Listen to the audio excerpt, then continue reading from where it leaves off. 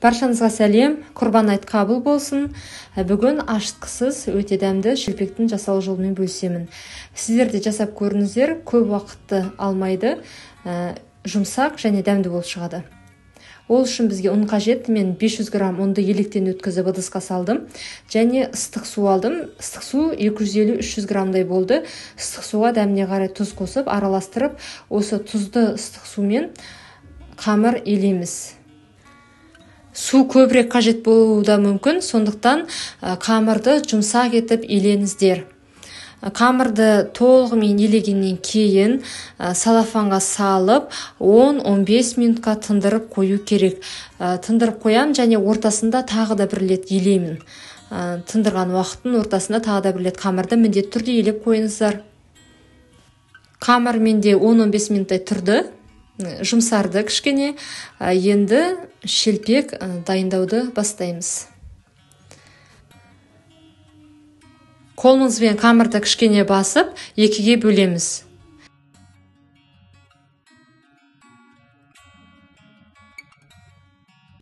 Тағы да бөлеміз бөліктерге.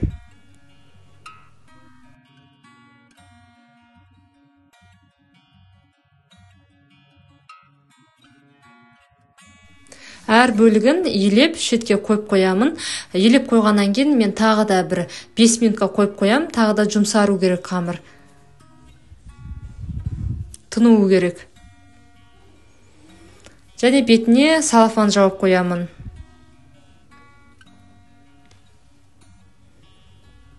Бес минуттан кейін әр бөлігін алып шелпек дайындауды бастаймыз.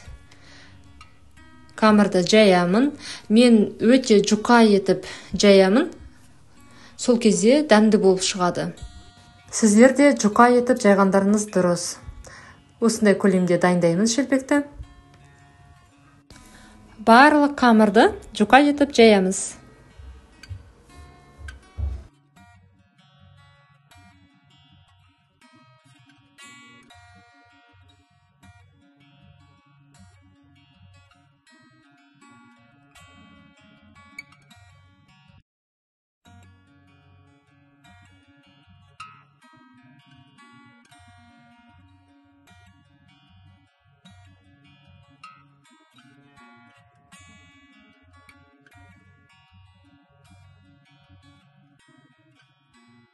Майды жақсылап қыздырамыз. Қызған майға шелпекті пісіреміз. Бір жағы сарғайған кезде екінші жағын аударып шелпекті пісіреміз. Негізі шелпек жұқа болғандықтан тез піседі. Және жақсы көтеріледі осы рецепт бойынша. Піскен уақытында, қазір видеода өздеріңіз көресіздер, жақсы көтеріледі шелпектер.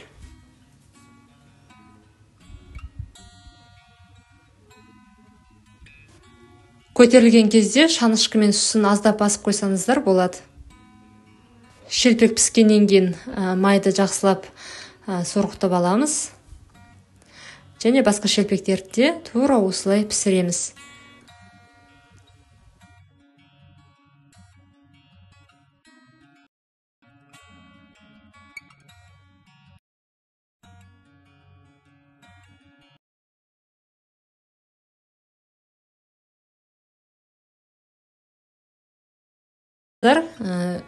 Тез дайындайсыздар, себебі көп уақыт қажет етпейді.